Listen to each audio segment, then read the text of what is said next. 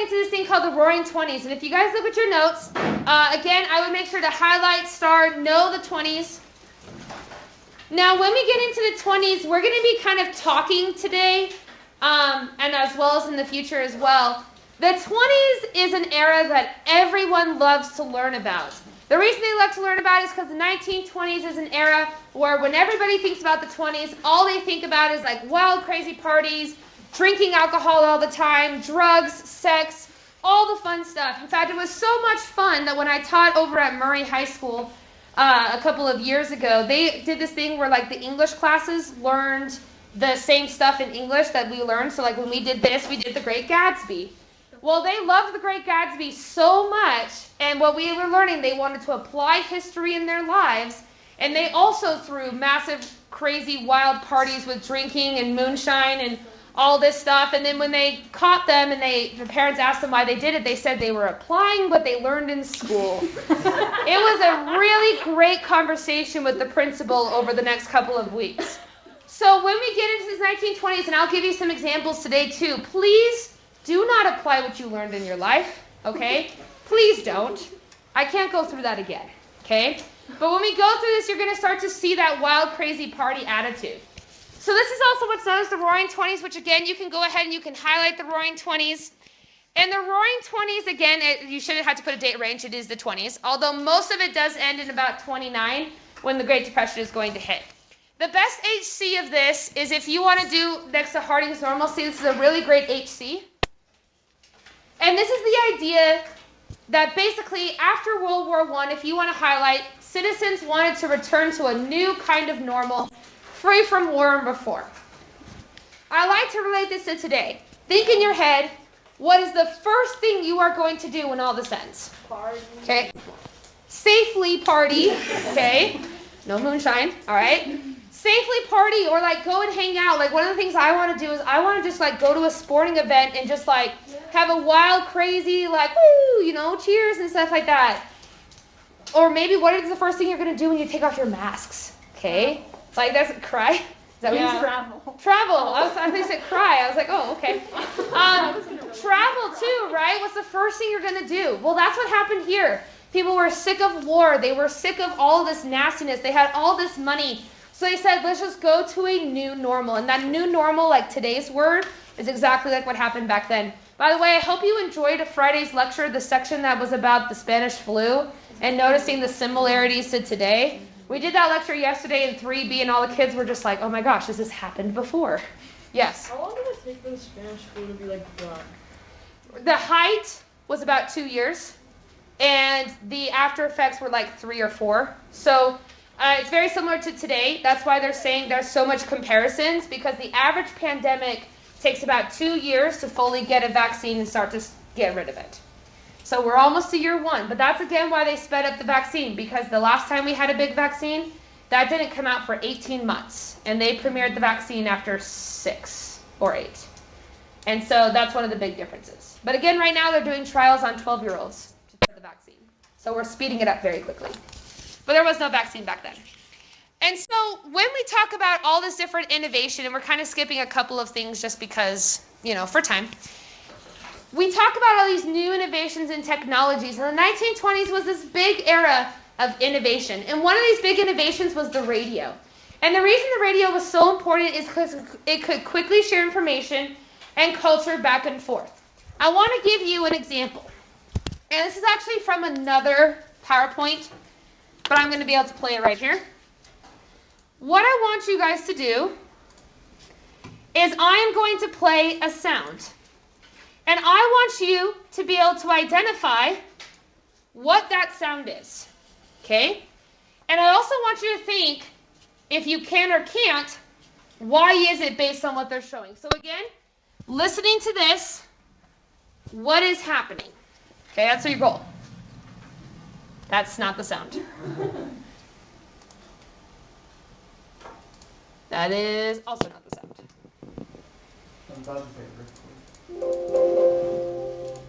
It's having some issues. Oops, wrong one. Okay, so ask again. What is this sound? This morning it looked as though they were not going to be able to get off. What happened has just happened just now. So what just happened? Think in your head.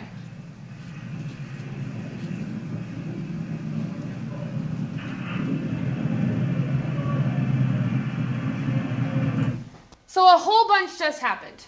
Like a lot. What happened? Airplane. An airplane, maybe? Rocket. A rocket. Okay, what else? Shipwreck. What's that? Shipwreck. A shipwreck, maybe? Why can't you tell what happened? Because they didn't say, and what can't you see? What happened? Let's see what actually happened. T-minus 21 seconds, Ed. So the 25th Space Shuttle mission is now on the way after more delays than NASA cares to count. This morning it looked as though they were not going to be able to get off. 15 seconds, velocity 2,900 feet per second, altitude 9 nautical miles, down range distance 7 nautical miles. So what actually happened? It was an explosion. This is the Challenger explosion, but it happened in the 1980s. This, by the way, was live on TV for all students in America. This lady right here was actually a 5th grade science teacher. They were trying to do this thing to get kids excited about space, and so they had a teacher go up. So they live streamed this, and there was no tape delay, by the way. Tape delay actually did not occur in America until the Super Bowl incident with Janet Jackson. I am not going to describe what happened, but some things were shown on TV. You can ask your parents. Maybe not. Okay? But that we didn't have tape delay. So there was no delay, so everybody watched this live on TV. So imagine as a 2-year-old seeing this. When you had that happen, though, why were they not so descriptive? What did they expect you to do as a viewer when they're trying to talk about this event? What did they expect you to do? To see, right? Do you have this ability of sight when you're listening to the radio? No, you don't. And so instead, you had to be extremely descriptive. So when we get to something like the Hindenburg crash, which is this giant blimp, which was actually painted in an extremely flammable paint, you'll notice, and we're going to listen to it really quickly, the difference. And I want you to listen to how descriptive they had to be when they were doing the radio. The back motors of the ship are just holding it just enough to keep it from... It bursts into flame. Get it, Charlie, get it, Charlie. It's right, and it's right. It's right, it's terrible.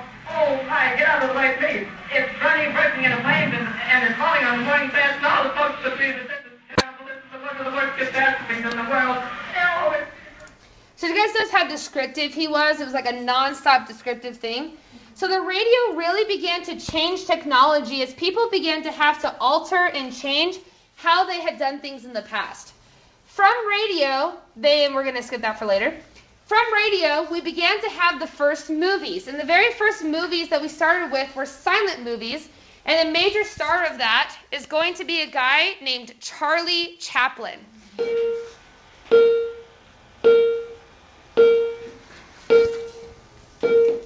Now, Charlie Chaplin was the really famous movie star. He was the guy that was in all the silent films.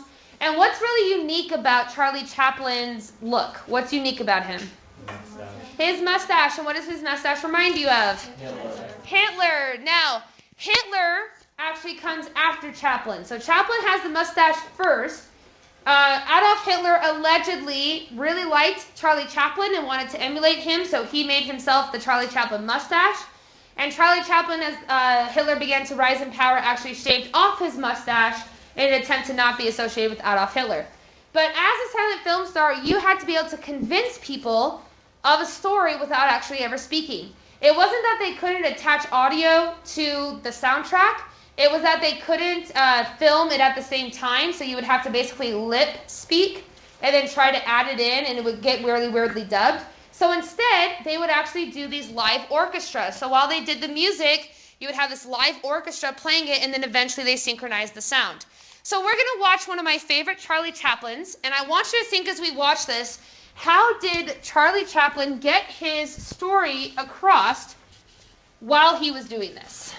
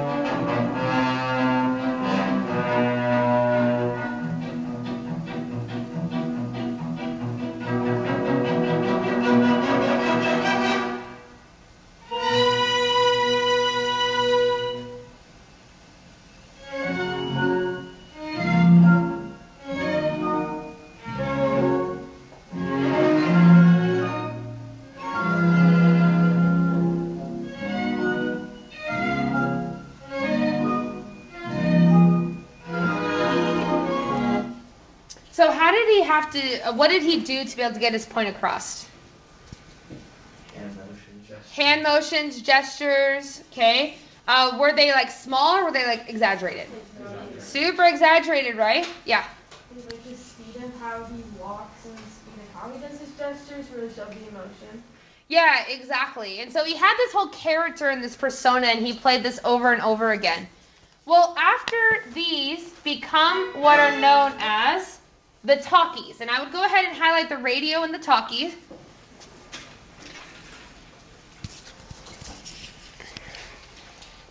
And the whole point of the talkie was just as how it sounds. It was talking film.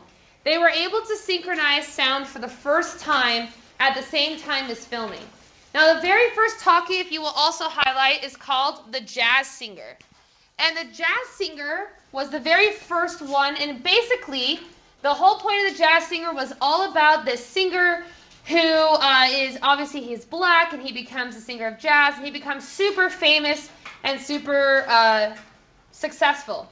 However, I want to show you a clip from this Jazz Singer, and I want you to think, is something amiss in this clip?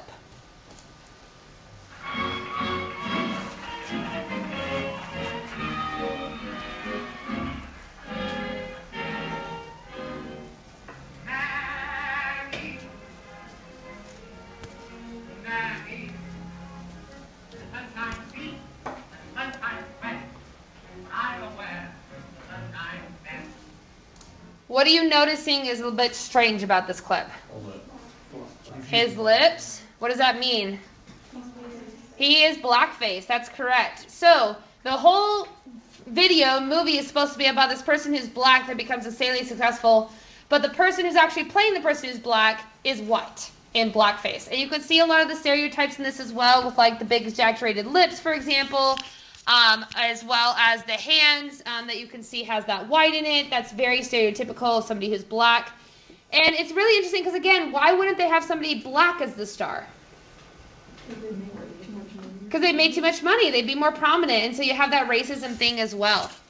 Well, the reality is that introducing the talkies was not necessarily the easiest thing to be able to do if you were a silent film star. A good example of this is actually a movie called Singin' in the Rain. And the whole point of Singin' in the Rain is the storyline is all about this lady named Lena Lamont, and she is this super famous silent film actress. However, she begins to struggle a lot with becoming a talkie. She has a voice that sounds a bit strange. She's not able to pick it up, and they have this issue. So what we're going to do is we're going to watch this clip, and I want you to think, how did she struggle with becoming a talkie film star?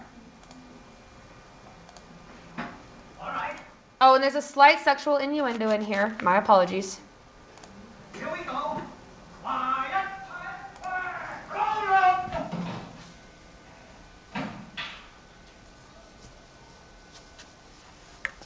She's got to talk into the mic. I can't pick it up. What's the matter, Dexter? Look, don't you remember I told you there's a microphone right there in the bush. Yeah, You have to talk in it. I was talking. Wasn't I just in Yes, my dear, but please remember, round tone. Pierre, you shouldn't have come. Yeah, you shouldn't have come. Yes, yes, my dear, that's much better now. Hold it a second. Please, look. Here's the mic. Right here in the bush. Yeah. Now you talk, Tom. The sound goes through the cable to the box. A man records it on a big record in wax. But you have to talk into the mic first. In the bush. Try it. She's dumb. She'll get it, Dexter. Look, Rita, don't worry. We're all a little nervous the first day. Everything's going to be okay. Oh, by the way, Ross, you know the scene coming up when I say Imperious Princess of the Night? I don't like those lines there. Is it all right if I just say what I always do? I love you, I love you, I love you. Sure. Anyway, it's comfortable. But into the bush! Okay. Again. Quiet. Roll 'em. Sitting ten.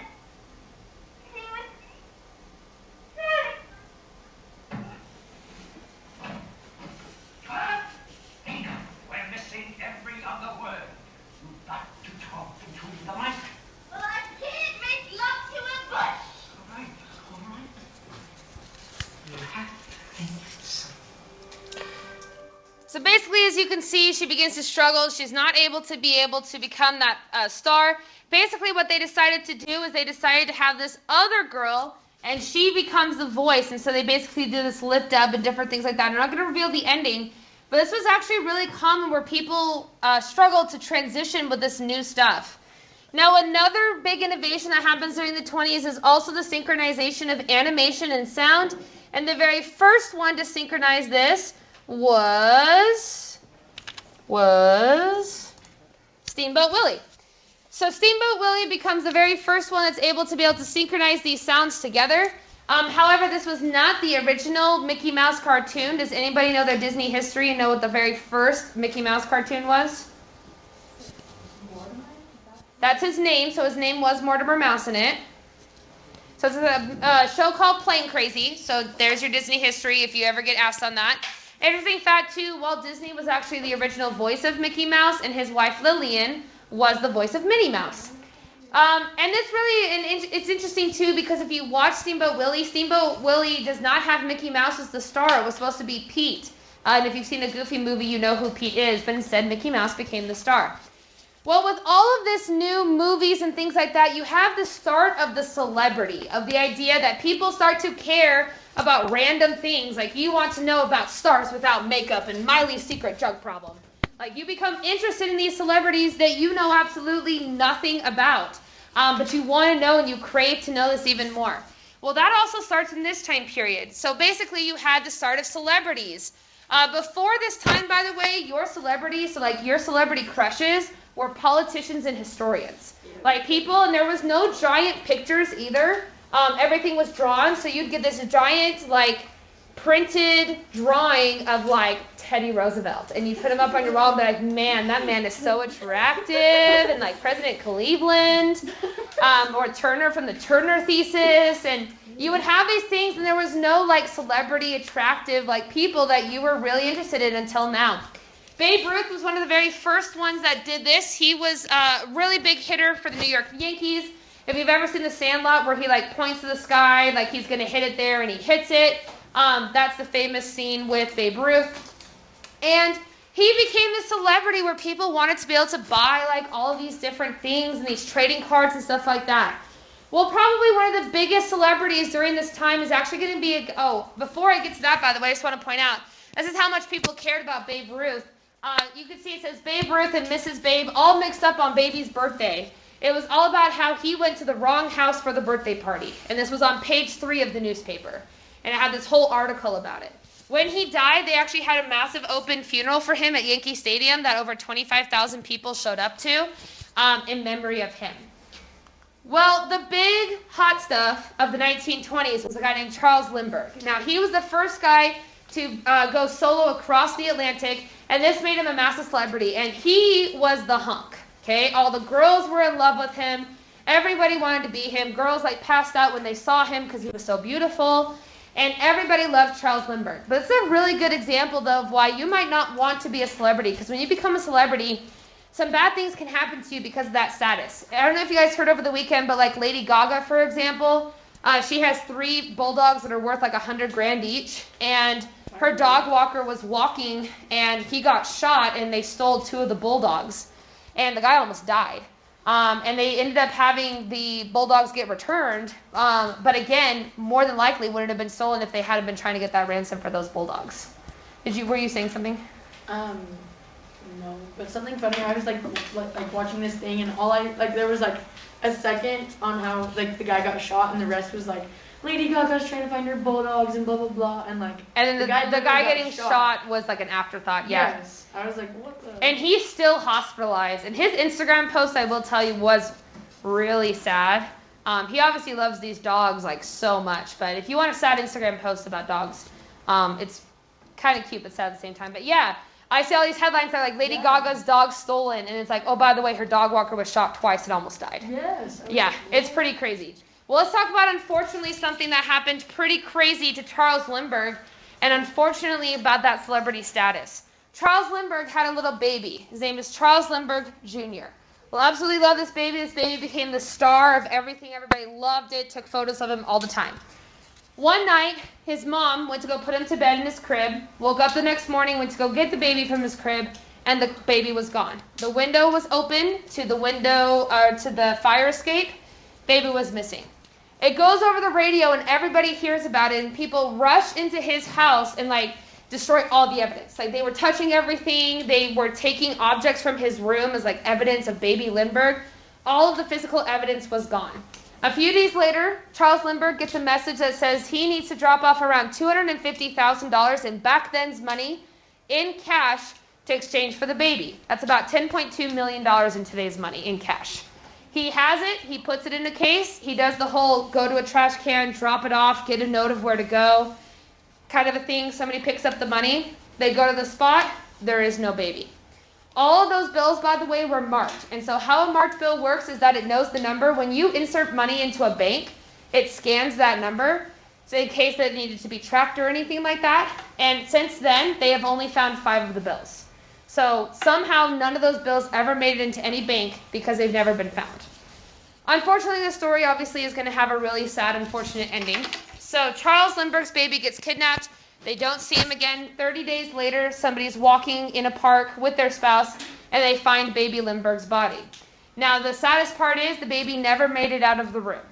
What I mean by that is that it looks like that when somebody grabbed the baby to go on the fire escape, they dropped the baby, he hit his head, had a brain hemorrhage, and died almost instantly. So it's really likely that that baby was never actually alive outside of that. So kind of that positive and negative, unfortunately, when it comes to this idea of celebrity status. So let's get to Prohibition, which when I taught at Murray, this was their favorite section that they really wanted to apply to their lives. So Prohibition is the banning the sale, manufacture, and consumption of alcohol. If you want to start the second bullet, this is why they wanted it. Moral reasons, it's unpatriotic to drink, and the influence of various temperance groups. Now the Prohibition laws that you need to know if you want to go ahead and start, the 18th Amendment and the 21st Amendment. Those are the best ones to be able to include in an essay. 18th Amendment, if you want to put next to this, was in 1920. So any essay that goes till 1920 can include Prohibition. 1920 before or like 1920? I think it goes into law January 1st of 1920.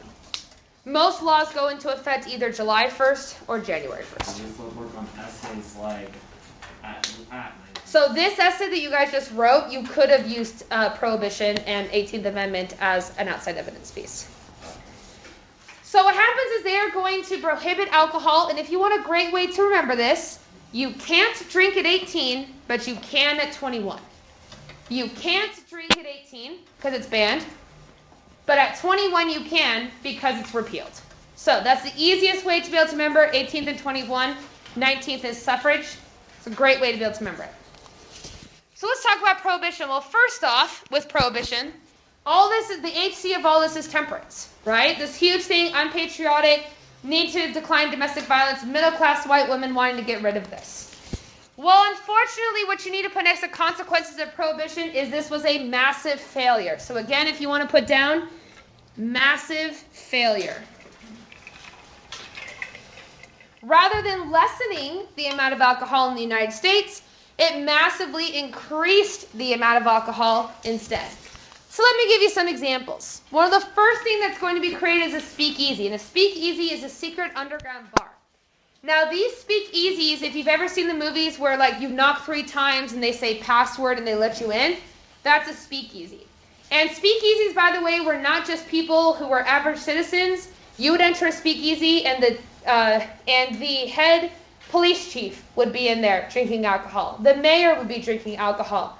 It was said, for example, that Calvin Coolidge, who was the president, had a secret underground speakeasy in the White House. It was one of those things where, again, it was a massive failure because it increased instead. To give you a little bit of an idea, before the 18th Amendment, there was approximately 15,000 bars in New York City.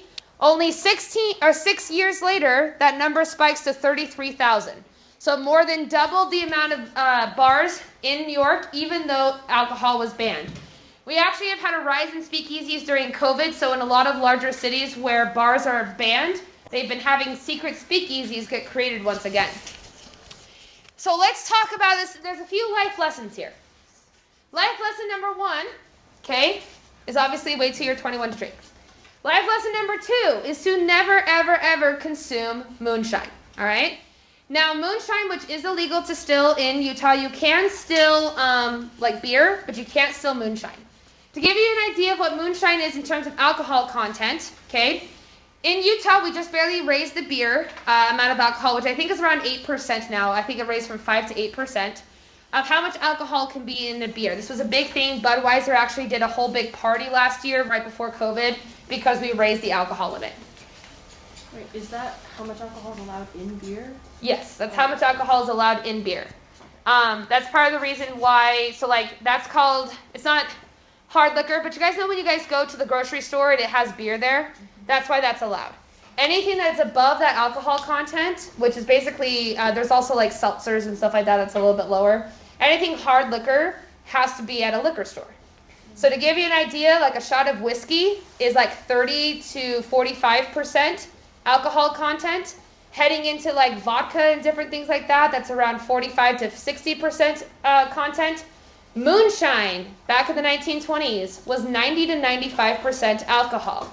A shot this much would put you over the limit, okay? It was a lot of alcohol. And moonshine, part of the reason it has so much alcohol is because it's pure and it's not uncondensed in any way.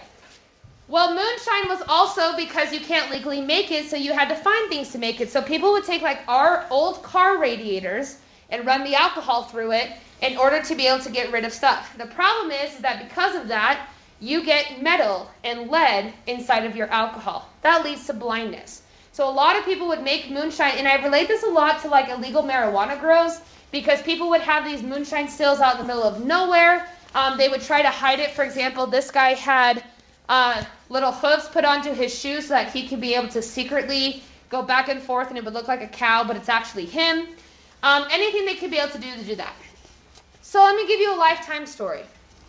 Once upon a time, there was a school called Murray High School, and students wanted to live history, and so they decided to still moonshine, okay? They stilled their own moonshine because they found a recipe on the web and decided they were going to, again, it was really great because all the teachers' names were, well, we learned this in class. We did not learn how to make moonshine in class. I swear, if one of you goes tells your parents that, we're going to have a problem, okay? But they did go and still some moonshine, and it became a big disaster. As another story, I'm not going to tell you how they brought it to school because I don't want to encourage you to bring it or know secret ways to bring it. But there was a school on the East Coast a few years ago who had also just learned about the Great Gatsby and wanted to apply history in their lives. And so what they did is this one kid stilled a giant thing of moonshine. I'm not going to tell you how, but they were able to bring it to school very secretly where kids could consume the moonshine during the middle of class.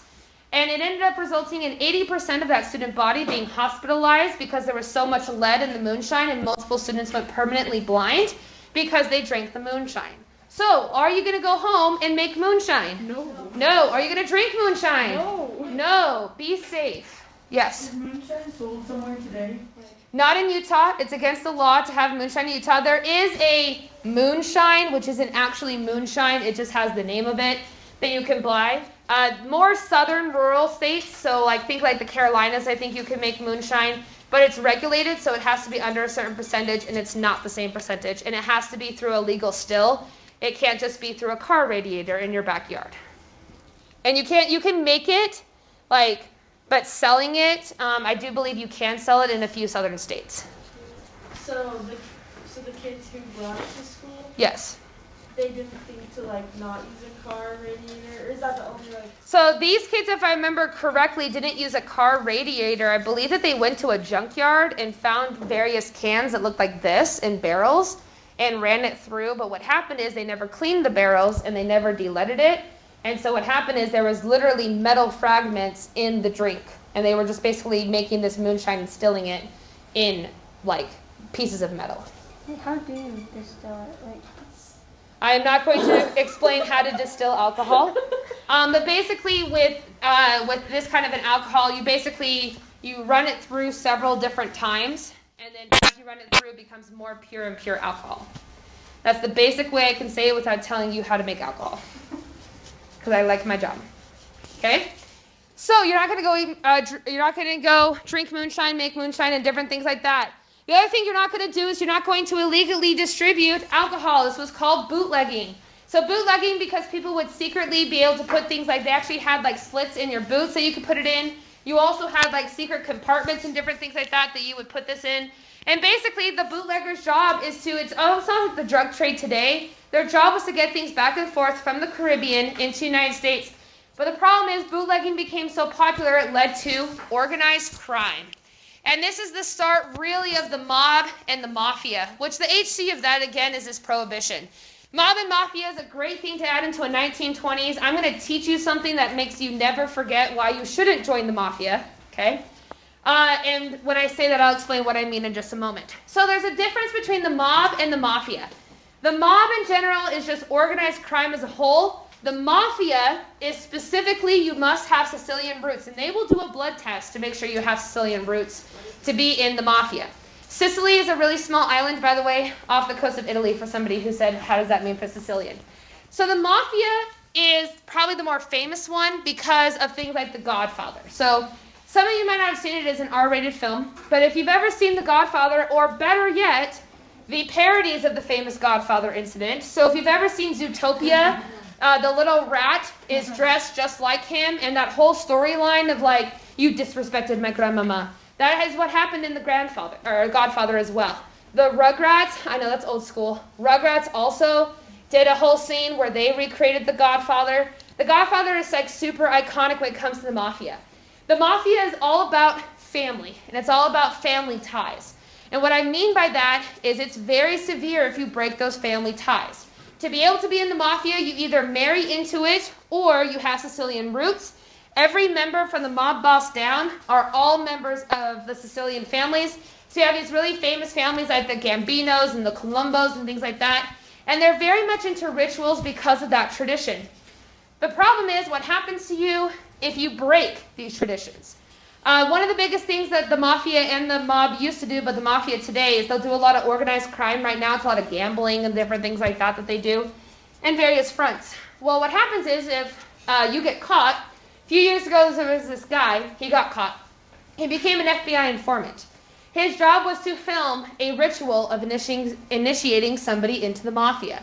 So he had a tie and it had a little dot that was a fake, that was actually a camera. He goes into the initiation and they were filming it live, so they watched the first 3 or so minutes and all of a sudden it goes dark. And 3 hours later they find his body dead about 20 miles away. So when you break these family rituals, it's severe. One of the worst ways to die is actually what is called cement shoes. So if they want to be able to punish you, they just don't want to just kill you. That's too easy. So instead what they do is they sit you down in a chair, they put your feet into cement, and they make you wait till it dries. So I want you to imagine sitting in a chair for 8 hours as cement dries, knowing what your fate is about to become. Then what they would do is they would take you to traditionally the Hudson River in New York City. They would drop you into the river as you float down to the bottom or sink down to the bottom, and then you permanently die there. Every time I go to New York with people who haven't been to New York, I always hear, oh, why isn't anybody swimming in the Hudson River? It's so pretty. Because there's dead bodies in it. And they find these dead bodies from years and years in the past all the time. And they'll find these bodies with just like above the kneecaps or the legs attached and still there in these cement shoes. Now, this is usually the time that somebody says, wow, the mafia is so cool. I want to join the mafia. I have had 3 students join the mafia in the past that they have married into it.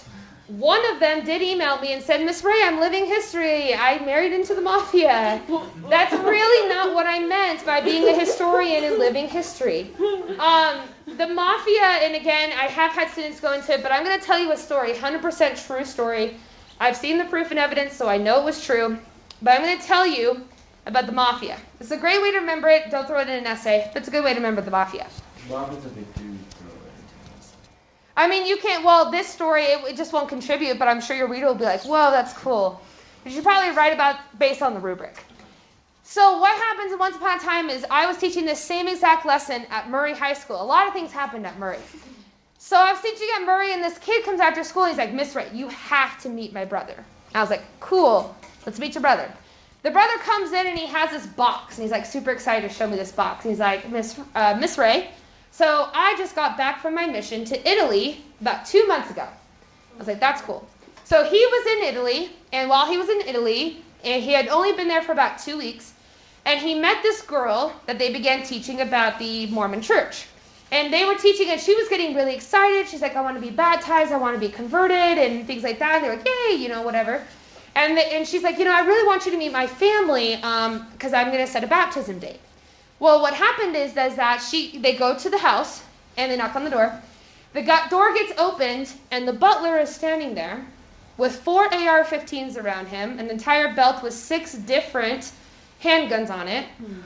They were invited into the house. They were patted down. They had to go through metal detectors, different things like that. And basically what they found out is that this girl that they had been able to get to be baptized was the daughter of the Italian mafia boss for that region of Italy.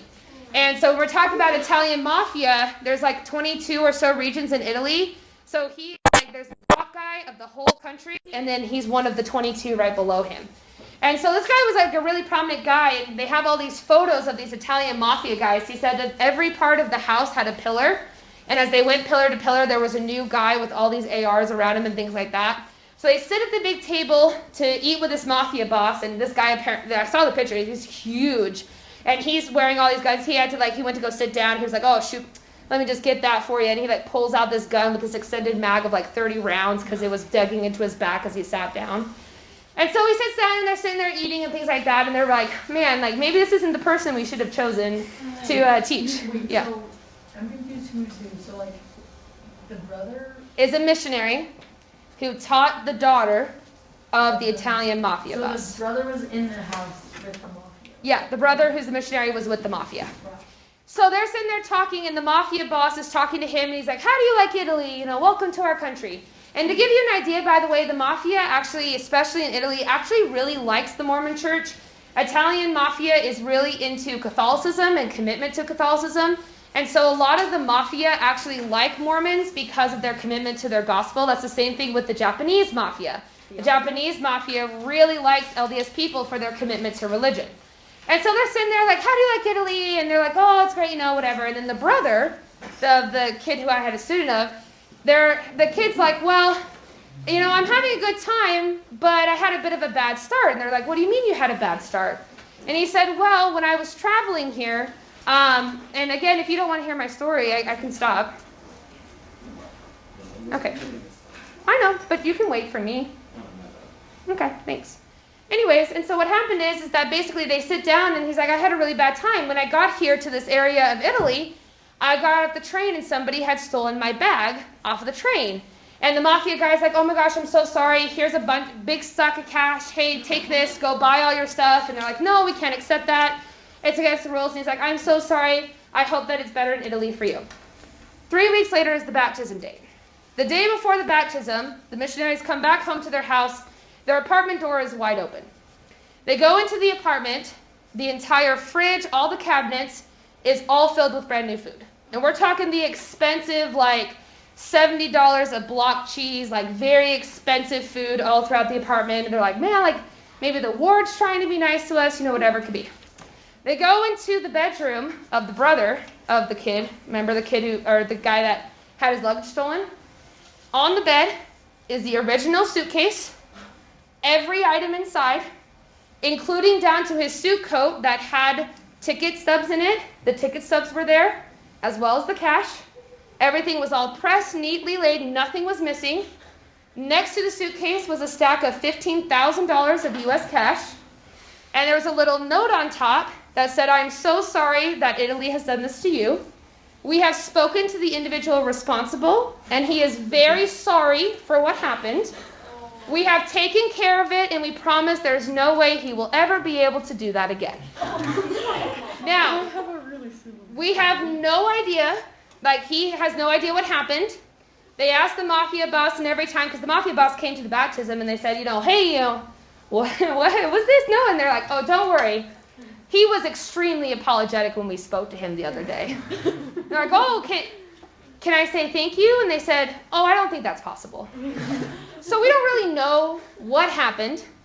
That's one, and the bell's just about to ring. I'll start class a little bit next class, but that is not, by the way, the only story like that. So I will start that next class instead.